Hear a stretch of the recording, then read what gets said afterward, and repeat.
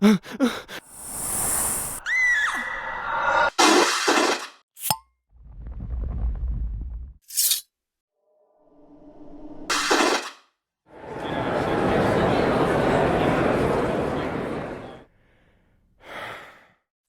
and welcome to the Supernatural Fandom Track here at Continual. I'm your host, Gail Martin, and tonight we're talking about our favorite fan artists and what fan art is, who becomes fan artists, and what it brings to the fandom. But before we dive into all that wonderfulness, let's let our fantastic panelists introduce themselves, starting with Carole. Hi, I'm Carole Stokes. I've been a Supernatural fan since season 3. I started writing fanfic in 2012. And I love talking about any and all aspects of Supernatural. Very good. Hansi. I document film studies, fan studies. I've been archiving 20 years of interviews with fans lately. And sometimes I make documentaries out of the footage. Very cool. Melissa. I'm the late, great Melissa running into the panel just as it started because I had to go grab a piece of art off the wall so we can talk about it tonight. I'm a fan and I write occasional fan jobbles over on my Twitter account. Very good. And I'm Gail Martin and Morgan Bryce. As Gail, I write epic and fantasy. As Morgan, I write urban fantasy, male paranormal romance, but all the modern worlds are one Sam and Dean could walk into and feel right at home. I fell in love with the show halfway through season 12, binge watched 11 seasons in 4 months so I could start the new season fresh. Decided to go take a look at fan fiction in between, and that was the rabbit hole, never came back up. Don't plan to, not looking for the exit. So we've had a number of panels on fan and how much how much it brings to the fandom. But along with the fiction is the art. And sometimes they're connected and sometimes they're not, but there's a lot of pretty stuff out there about our very pretty cast members. So let's talk a little bit about, let's start with what does fan art bring to the fandom? And then later on, we'll get to our favorites because there are plenty of those. Carole. Fan art is just a whole nother dimension. Whether it's in addition to the written word as an art accompanying a story or art prompting a story, or simply a piece of art created on its own because the artist felt inspired to do so. It gives us a visualization, like here's actual pictures of Sam and Dean, in situations and doing things and other cast members and interacting in various dire and domestic and humorous situations. Not being an artist myself, I'm always in awe of it. I can rustle up a title card sometimes if I find like the right kind of stock image, and I can do some lettering, and I can do a title card once in a while. But we're talking people who either illustrate a story or, like I said, create an original piece, completely unprompted. And it's just so beautiful. And just as we are with writers, the Supernatural fandom is really lucky to have had several artists and artists in different medias. And it's just really, it's so fun. It's fun, it's pretty, and I'm always thrilled to participate in a challenge that has art, includes art, is inspired by art, because you're just going to get this whole extra presentation of things that you would not have otherwise. Yeah. Hansi? Well, my background's in fine art. I worked in the arts for many years. As an artist model, before I went to film school. But I'm just really fascinated by transmedia. I think that is a whole nother, fan arts is a whole nother, it's a whole nother dimension of this reciprocal relationship between text and audience that I think is just so fascinating. And even if the art piece itself doesn't work for me, I find it really interesting that someone was inspired. They used to say about the Velvet Underground that everyone, that not that many people saw them, but everyone who did created their own bands. I feel like Supernatural's like that. Like everyone who watched Supernatural has like written a book about it, like done cartoons, made a film. Like it's I guess because 15 years of content too, and such a strong fandom. But I think that transmedia is particularly special. Now, just to clarify for people who might have just not known some of the terms, when you say transmedia, do you mean transformative media, like we talk about transformative works with Archive of Our Own? Yeah, absolutely. In other words, taking something that exists in one way, like a TV show, and then creating works based on that. And that's a transformative work. So if you haven't heard that term slung around, that's what we're talking about here. Very good. Melissa? I'll take the fan part away from it, because everything in our fandom that's art is art. So, and I think we all agree on that. So when we're talking about fan art, it's not a lesser form of art, it's art. We're just talking about the art that's focused around our fandom. Because I don't want anyone to think that this art is lesser. And to me, it's evocative. Like, it doesn't matter whether it's a piece I saw at a con and it came home with me, which we'll see later, or it's an illustration to a story, or it's somebody's cartoon that they threw up on Twitter. It speaks to you, right? And the piece might not every piece is going to speak to you the same way. There's going to be pieces that you're going to be like, yep, not my taste, keep moving. That's the same thing that happens in the museum. I have walked past Van Gogh's and went, not my thing. Yeah. Sunflowers just are not for me. I love seeing the different emotions that the art can create, whether it's to make you laugh or make you cry or make you gasp because it's so beautiful, or it's so too soon. Yeah. Or, the ones that you sit there and go, man, I wish I had a cigarette.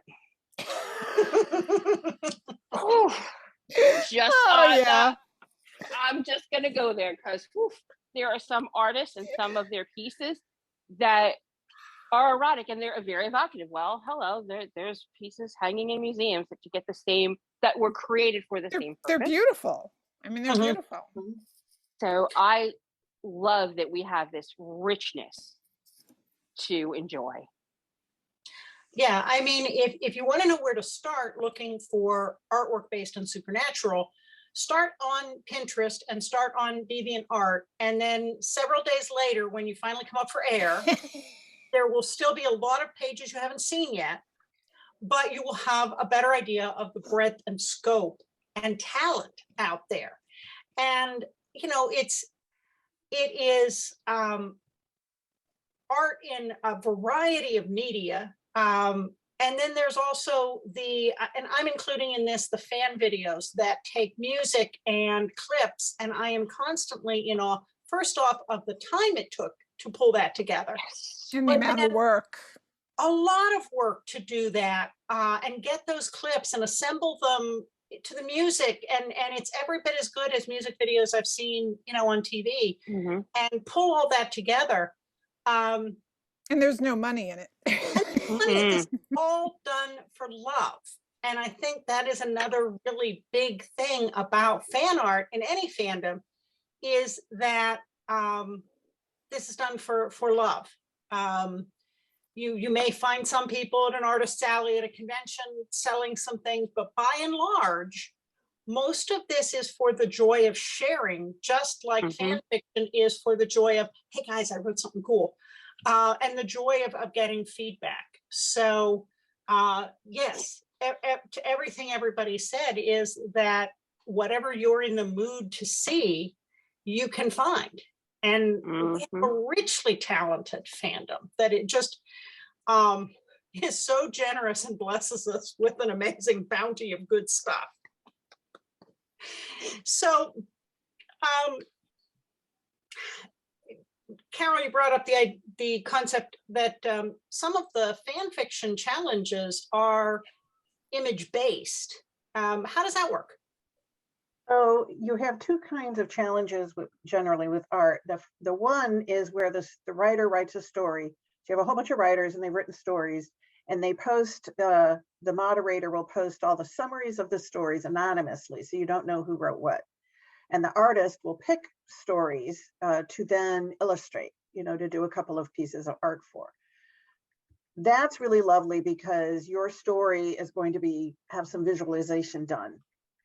But the other one, which is really interesting, is the reverse bang, where the artists have created art and all of their pieces are posted anonymously.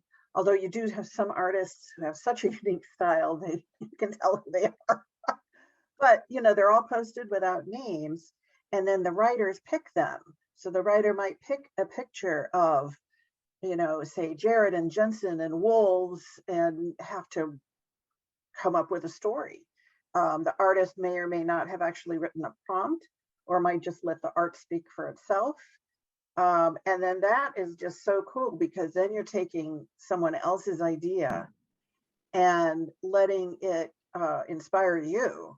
And I mean, I've written some of my favorite stories that I've done have been reverse bangs because somebody has written something that has just like set me on fire and I'm like, oh, here is this thing waiting to be told, but that that piece of art gave me.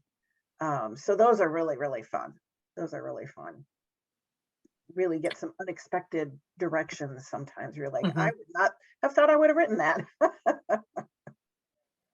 Yeah, I love Hansi mentioned the reciprocal relationship in fandom, and we have that parasocial relationship with the characters. We have that through the conventions and social media with the actors, but we also have a tremendous relationship with the fan artists and the fan writers, and it all goes together into this amazing stew that sometimes gets really spicy and sometimes gets too hot to handle, but well, wasn't Supernatural really the first show that was like, because every other show was like cringe to tell the actors anything about fanfic, but Supernatural was just like, yeah, whatever, and they just played to it, and but was there any other show before that allowed that?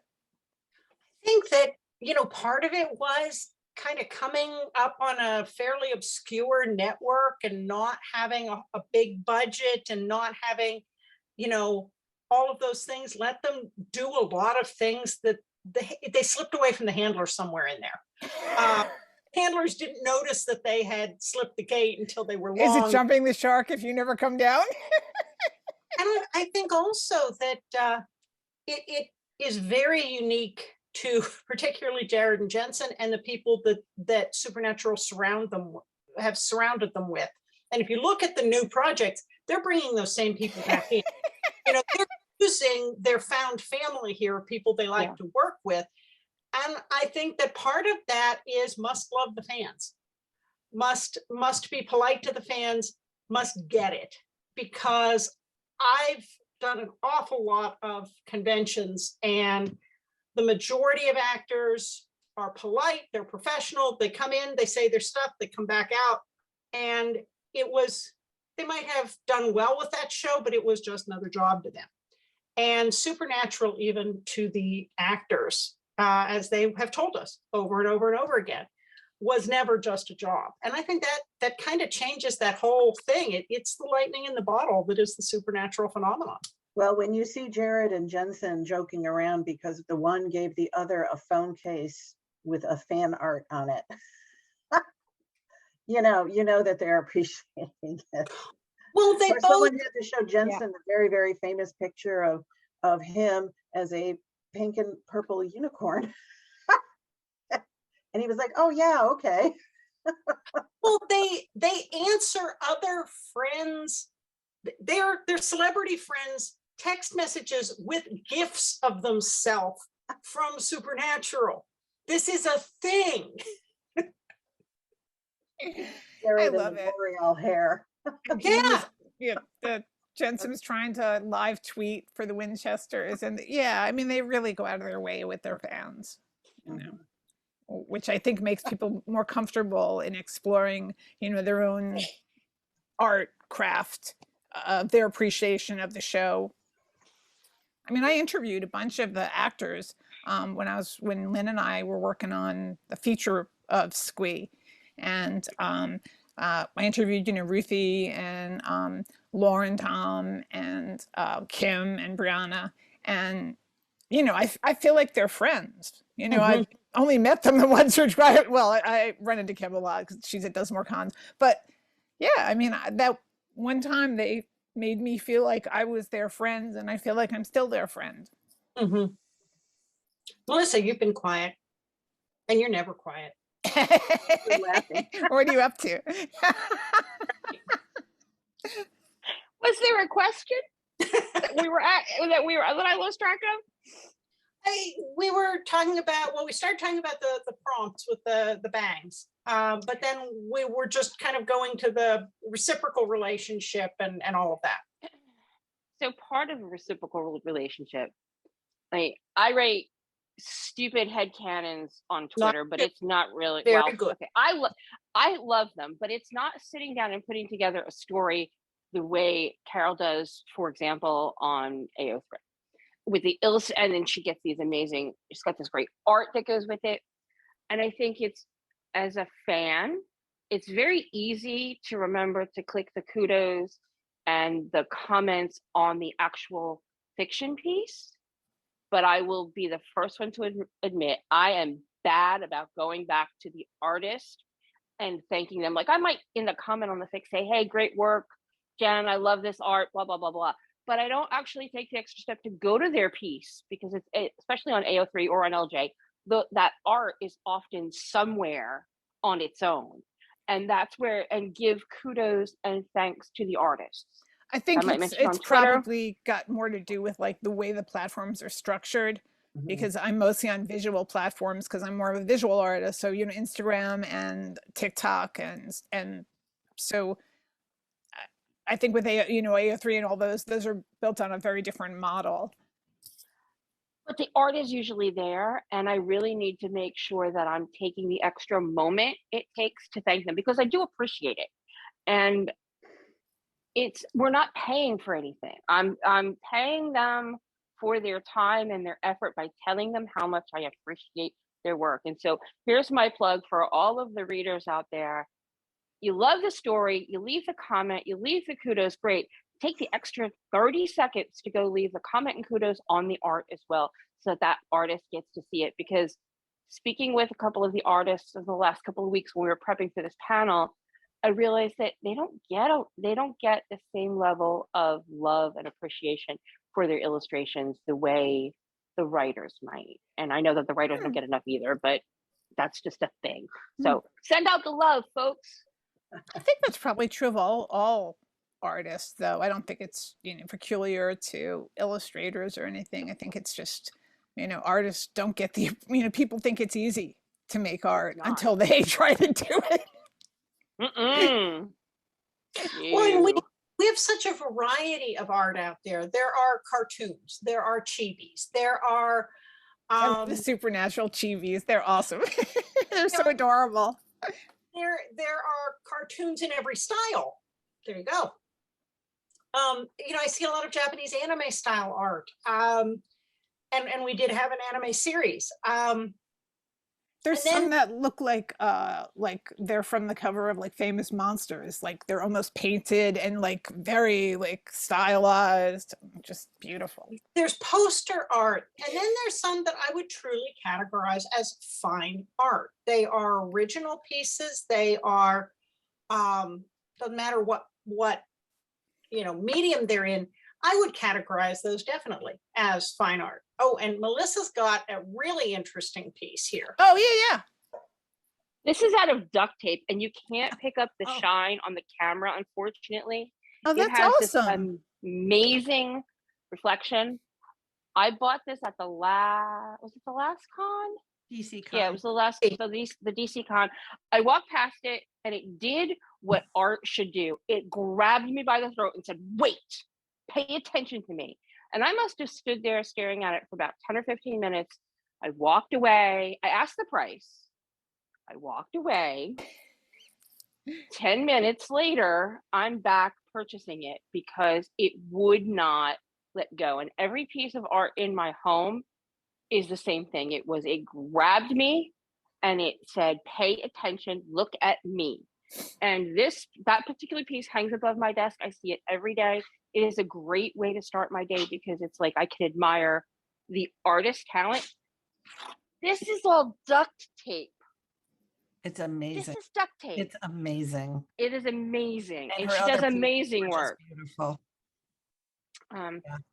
How And are we also including like people who make sort of merch, supernatural kind of style merch?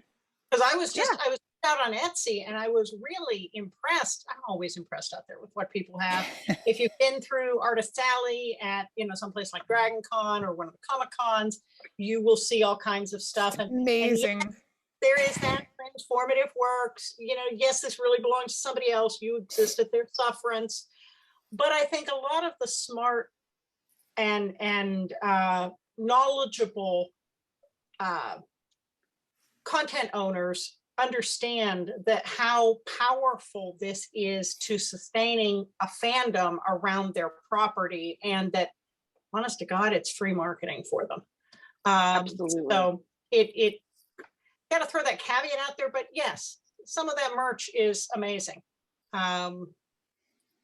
Yeah, you have people selling drawings, paintings, stencils, stickers, embroidery. T-shirts, mugs, all sorts and people embroidering on shirts so that they're embroidering things. Yes. And, the jewelry, every kind of jewelry you can imagine. It's the breadth of it is amazing. It's amazing.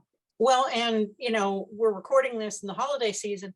The number of supernatural Christmas ornaments that you can pick up, or that I have picked up, that hang on my fandom tree. I just added, Rowena's hex ball today.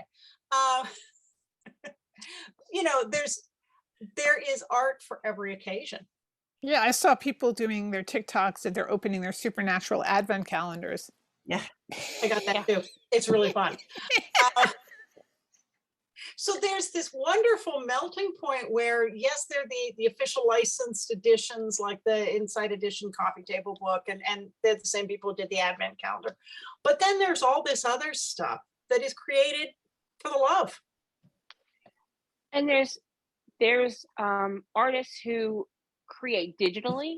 So like the header on both of my Twitter accounts, I commissioned from a supernatural fandom artist because I wanted something. I could have just grabbed some images myself, but I have zero talent and I wanted something cool and unique and different. So I worked with Freckles and Dimples to create art for my headers for both of my Twitter accounts. And so holiday season, folks, if you've got somebody who's difficult to buy for, find an artist and have them commission a piece, whether it's a piece that you then print and frame, or it's a piece that you give that to somebody digitally so that they can, it's cool to have that for your social media account, to have these really cool custom made pieces as your avatar or as your background. So support your local artists. Yeah, I absolutely. did the same thing. It's not my header on Twitter, but on my two Twitter sites, the pinned posts at the top are both commissioned artwork. And one of them is Sam and Dean as Butch and Sundance. And there are two different versions of that drawing. And the other one is Sam and Dean with Sam as Van Helsing and Dean in his outfit and thigh rig from the end. Thigh rig. And yes, it's very pretty. The Lederhosen? Is that what we're talking about? What? The Lederhosen? What are we talking about? The bandolier, okay. Yeah. We don't need no stinking badges. Gotcha. Yeah, but with the thigh holster from the episode at the end, which is very important. So yeah, and it's one of the best things about logging onto Twitter these days. I get to see my art. But so let's talk about artists. Who are some of the artists that inspire us? Jump in. Oh, Carole came prepared. Very good. Me too. there's an artist named Lee Shea, Lee-Shae, who does these really beautiful, like watercolory. You know. Oh, yes. Oh, Mhm. Yeah. And some of these pieces of art have been around for such a long time that if you are plugged into fandom spaces at all, even if you don't know who did them, you've seen them. And Yeah. they become kind of part of the fabric. They're canon adjacent, even though they're not necessarily canon, just because we've seen them so long. Yeah. Yeah, that Misha as the Joker will stay in my head forever. As Joker, yeah. One of my absolute favorites on the fine art side is Petite Madame. And she does Amazing. Marvel and she does a bunch of other fandoms. Her stuff is gallery quality. Yeah. She does Yeah.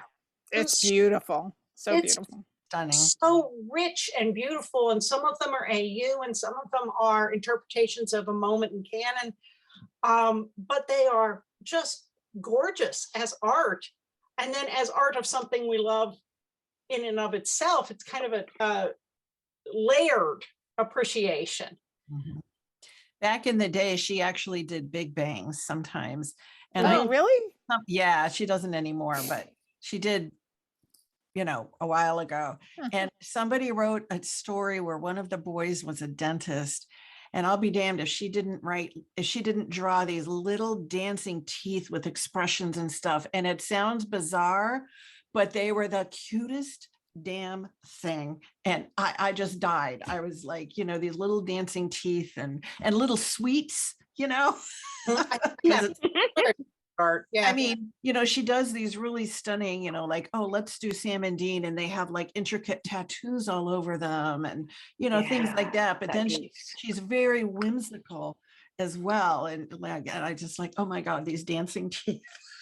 So Bizarre. I'm sorry I missed that one. Melissa?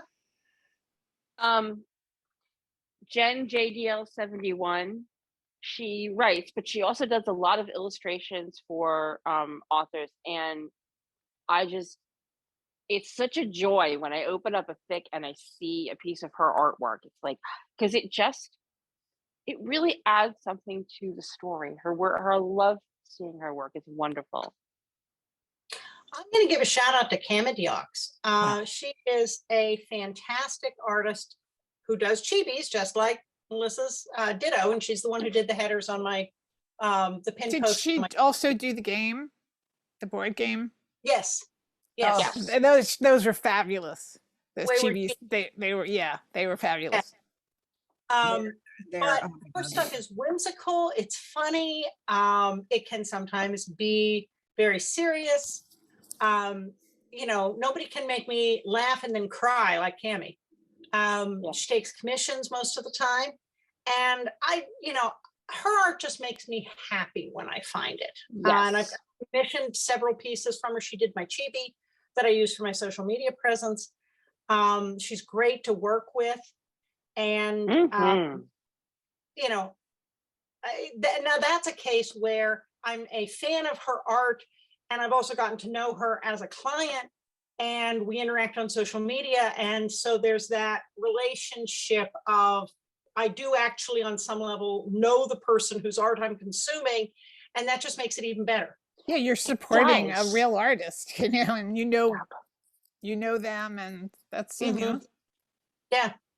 Who are some of your other favorites? Because there's so much out there. If somebody, is taking notes here to go look on Pinterest or DeviantArt or just start Googling. Armelin, Who? Armellin, but this is this really pretty piece. Oh, yeah. Yeah. And then some people work with like acrylic or oil or watercolor. There's more like the chibi. Yeah. Oh, uh-huh. And people work with more of a Photoshop kind of art where they're working with actual images of the people, and Yeah. it's all amazing. I'm pretty so DW. Go ahead, Carole. just when I was making my list of artists, I have like the artists who do manual art and digital art, and then the artists who do manipulative art. artists who are also writers, the video artists. I have a little category of retired artists, artists who work in all media, and then there's one completely unique artist who is like no other artist, and that's Be Like J. Be Like J does paper art. And when I say paper art, I mean she cuts out Wow. her art. She cuts out That's little amazing. shapes and layers and things that might move. And it is amazing. The I need to delicacy see that. of her stuff is amazing. Be Like J.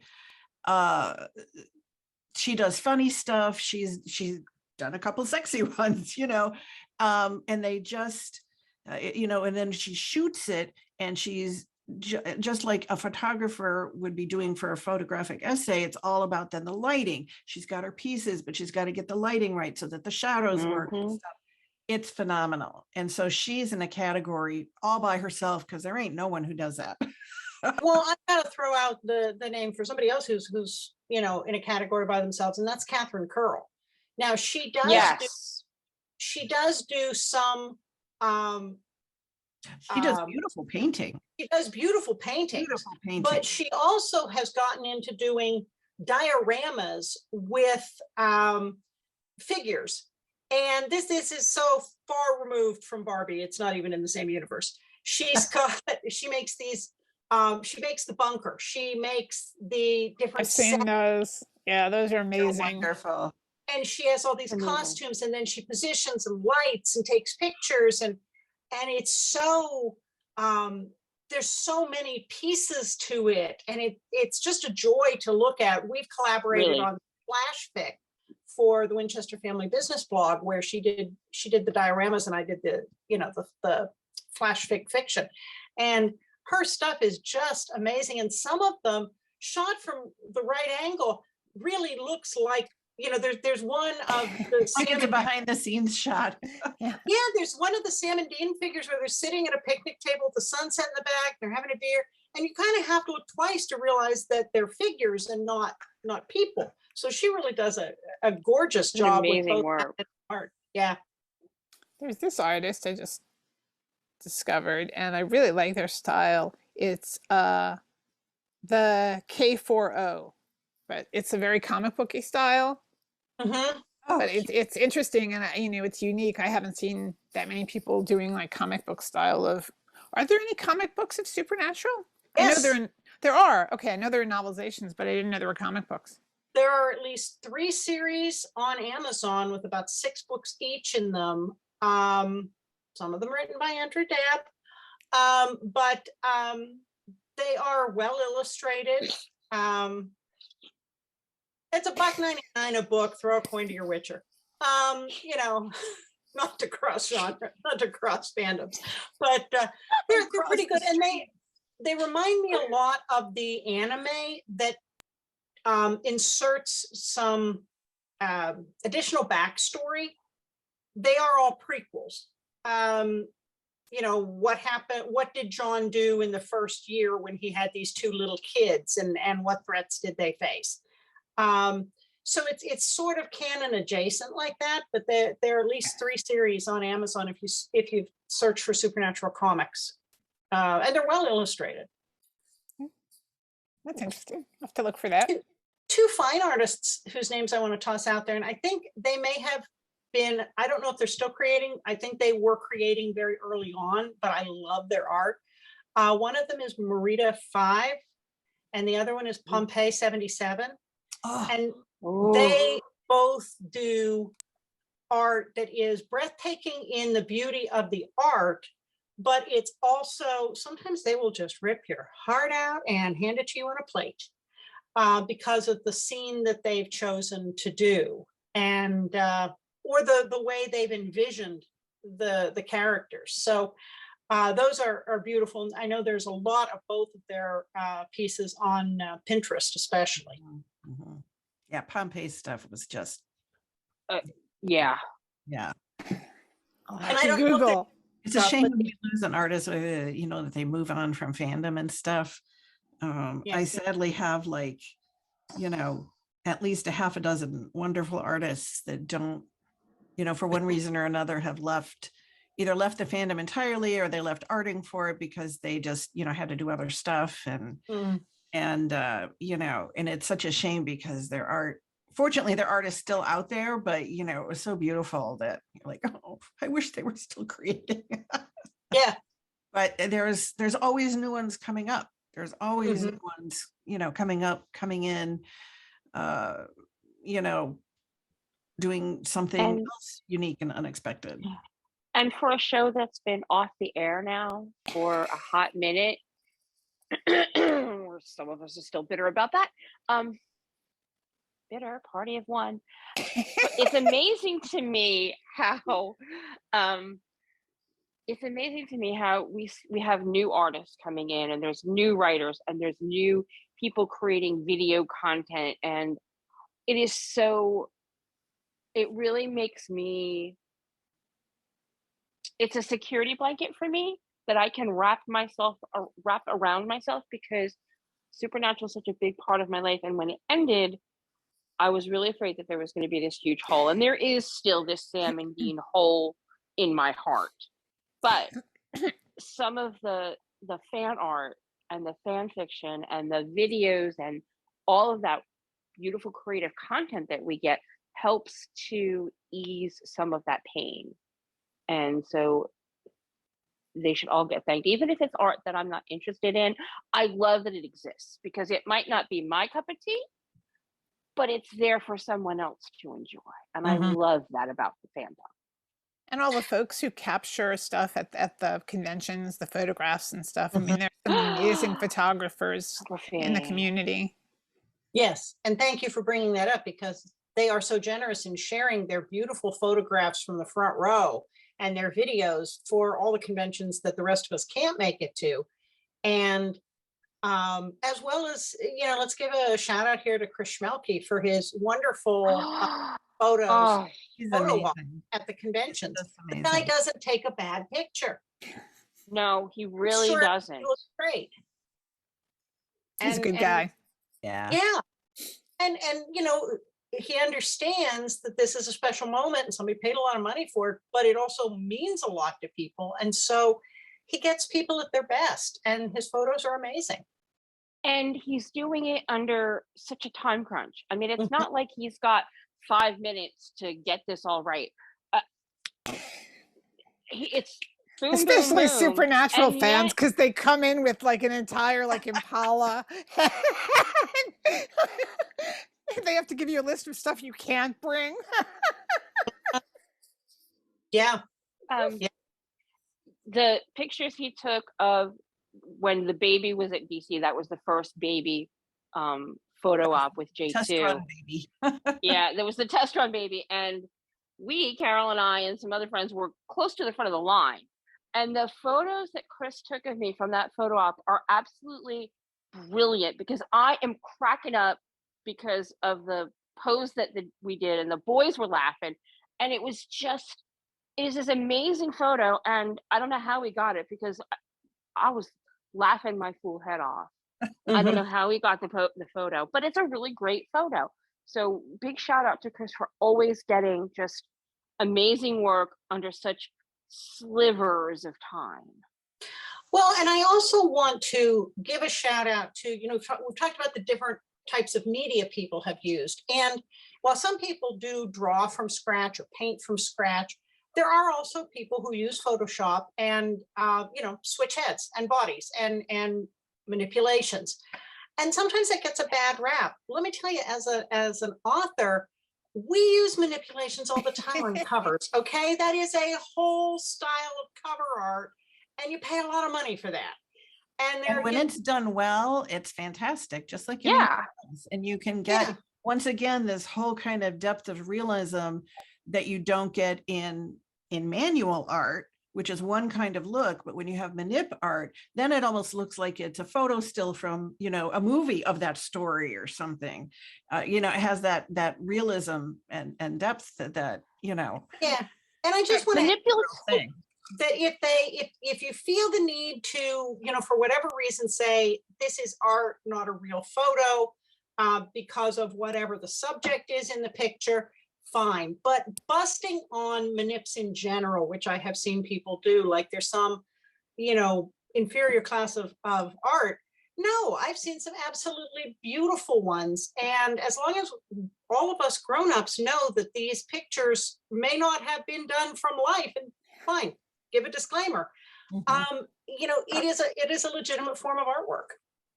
I And used can to take shoot. just as much time. I mean, somebody who's Yes, really doing it is spending a ton of hours and time, hours. I getting used to it shoot right. film photography, and there are all kinds of filters that you can put over the lens. And then I would take my roll to an actual camera store back in the old Stone days, and I would tell the guy, I want it done this way, because I knew that if they would develop it in a certain fashion that I told them to, I would get a different kind of picture than what was actually shot from the camera. I figured that out. I worked with my local photography store. I've got some gorgeous photos that, if you looked at the original, would just be kind of black. That's manipulative. And nobody would have ever said, Every oh, but image you you didn't. see on media is manipulated. The minute someone points a Absolutely. camera, it's a manipulation of what you're seeing. So, yeah. This one right here is all over my Instagram, but it's all filtered because she's a weird color, or the walls are a weird I don't see color, a or problem with whatever. it. It's just No, So it's fun. part of art. Yep. Yeah. Absolutely. Well, folks, believe it or not, we've blown through our time as usual. So before we wrap up, let's let everybody say where we can find you online. And if you plan to post anything after the panel about, some of your favorite artists, this might be where we would find those recommendations of who to look for. Carole? And I'm sharing my chibi. Oh, no, I'm not. Oh, I was going to share it. Well, it's committee ox because somebody said I'm a social butterfly. And so it's Jared and Jensen. Why can't I do this right? Because I'm a klutz. I'm a technical klutz. Jensen with the butterfly net and Jared sitting in the field, and I'm a little butterfly. It's so adorable. That was a so gorgeous. stinking cute.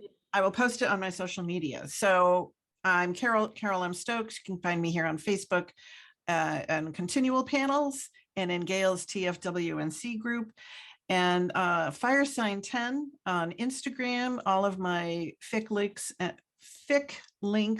and social media links are on my Instagram, and I will post my adorable. Broken Melissa. It's my goal. I haven't had a successful panel if I haven't broken Melissa. That's right. If you want to link the fic, this is arms flailing. Hansi, how about you? I'm Hansi Oppenheimer. I run Squee Projects. I'm online all over the place doing Squee Projects, and still documenting fandom. Check it out. Very cool. Melissa, can you breathe? Yes. Hi, I'm Melissa, and when I'm not laughing uproariously at something somebody has said on a continual panel, I can be found on Twitter at Tin Hat Daydreams, or in the TFWNC Facebook group that Gail moderates. Cool. And I'm pretty easy to find at gailzmartin.com, morganbryce.com, all of the social media, and I'm kind of everywhere as one of those. Just spell them right and you'll find me. I do run the Supernatural TFWNC group on Facebook, and I'm a columnist for the Winchester Family Business blog, but most of the time I'm here on Continual. So thank you all so much, our wonderful panelists, and thanks to all of you for watching and listening. There will be more Supernatural coming up soon, so we'll see you online.